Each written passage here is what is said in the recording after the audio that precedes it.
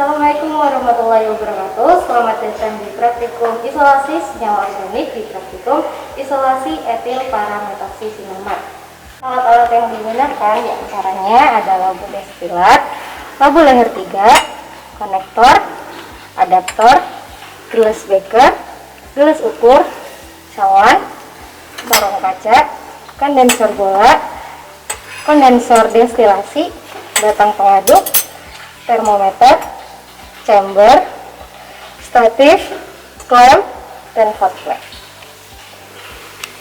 Bahan-bahan yang akan digunakan antara lain plat KLT, batu didih, etil asetat, etanol, N-heksan, aquades, dan serbuk kencur atau simplicia. Cara kerja untuk topik kali ini adalah sebagai berikut. Pertama, nyalakan neraca, kemudian timbang sampel yang akan digunakan. Sebelum melakukan penimbangan, jangan lupa untuk menekan tombol ter untuk menolkan timbangan.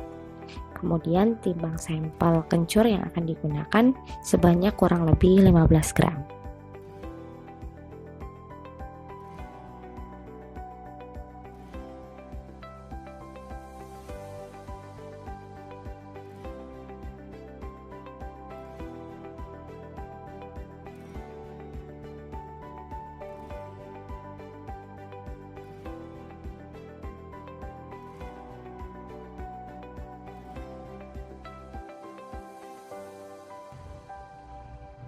Kemudian ambil N-heksan dan ukur sebanyak 50 ml di dalam gelas ukur.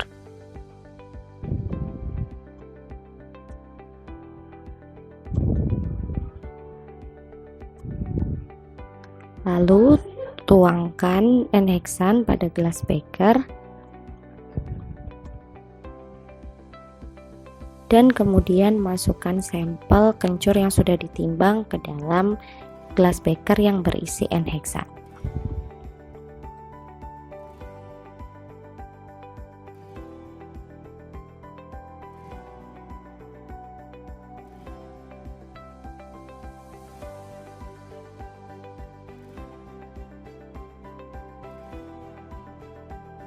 Selanjutnya, aduk sampel kencur dalam N-heksan hingga semua sampel terlarut.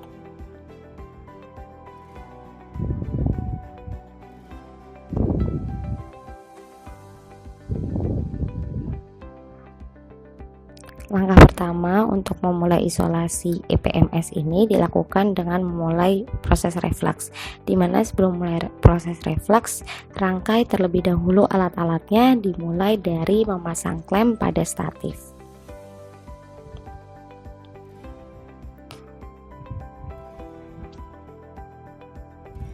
Kemudian pasang labu leher 3,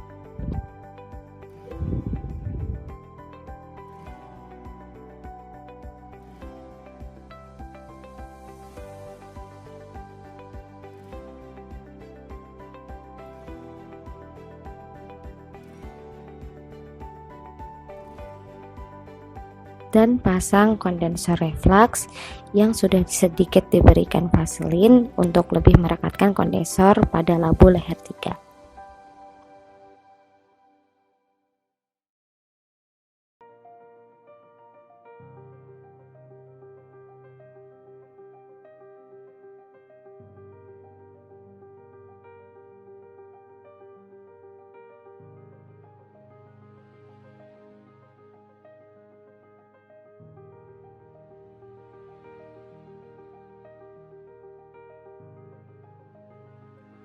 Selanjutnya, pasang selang masuk dan selang keluar pada kondensor reflux, di mana selang masuk di kondensor dan selang keluar air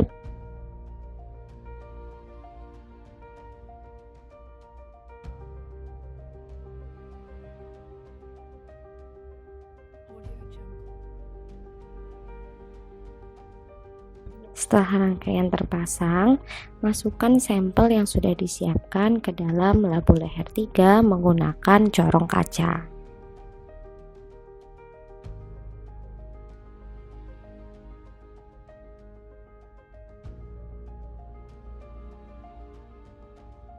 Kemudian masukkan juga batu didih.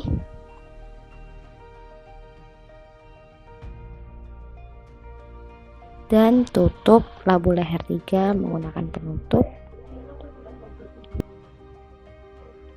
dimana di sisi sebelahnya dipasang termometer hingga ujung termometernya menyentuh larutan yang berada pada labu leher 3.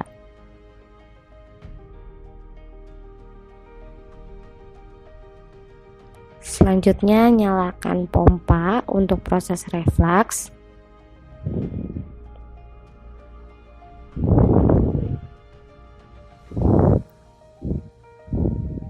Selama proses reflux,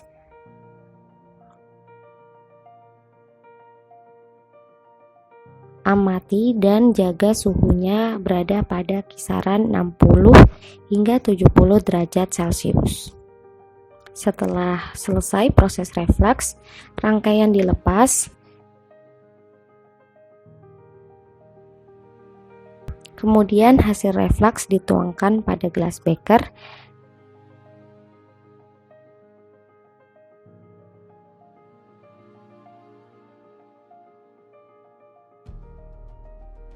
Selanjutnya dilakukan dekantasi untuk menyaring sampel.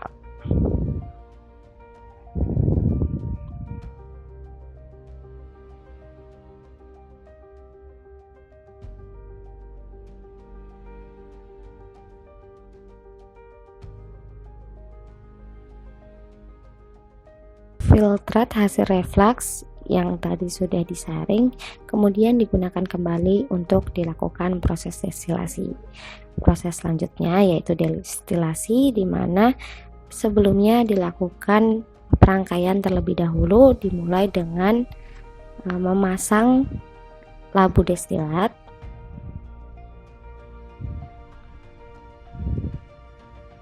konektor,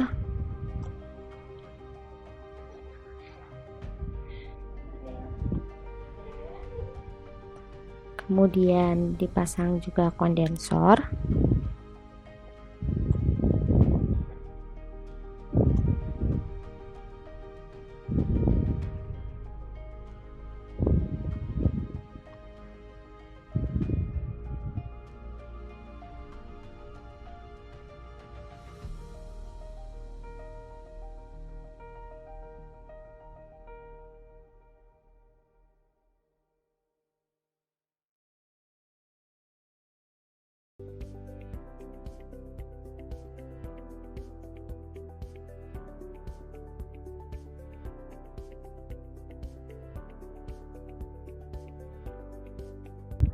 dan terakhir pemasangan labu destilat.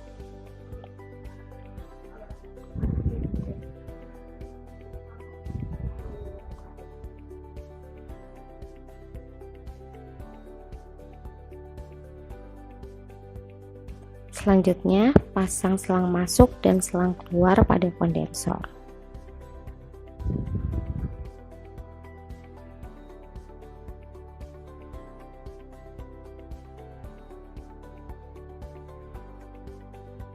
Kemudian jangan lupa untuk memasang termometer, di mana ujungnya berada di pertigaan antara lubang konektor dan juga kondensor.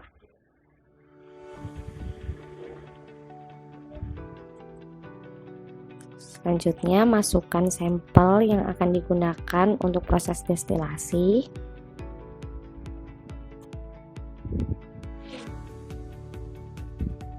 Dan tak lupa juga memasukkan batu didih.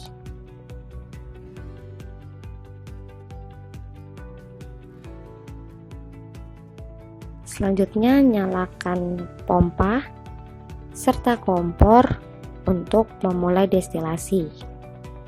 Selama proses destilasi, suhu juga dijaga pada rentang 60 hingga 70 derajat Celcius.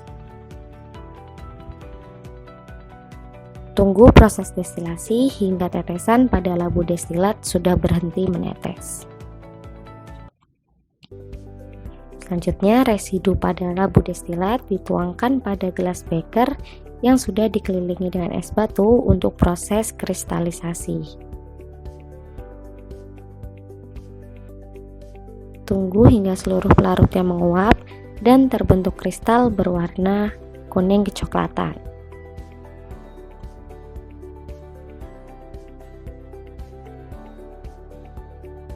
Proses selanjutnya yaitu uji KLT.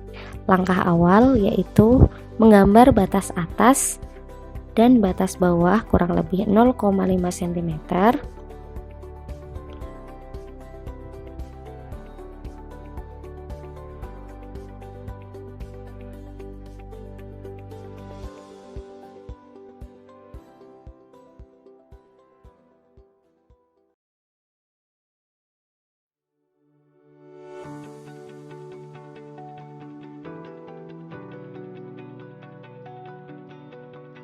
Kemudian berikan satu titik menggunakan pensil untuk menunjukkan letak sampel.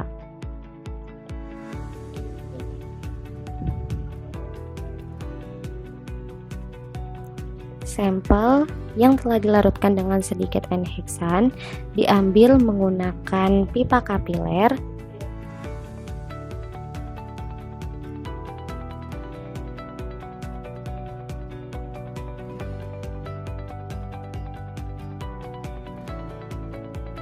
Kemudian ditotolkan pada plat KLT.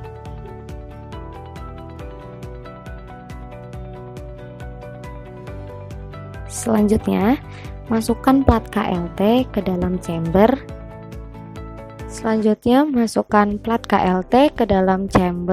Yang sudah berisi eluen etanol dan etil asetat dengan perbandingan 9:1.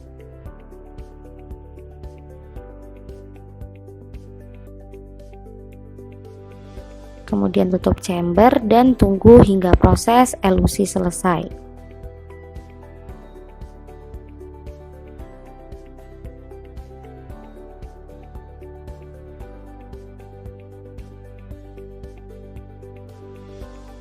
Setelah proses elusi selesai, ambil plat KLT.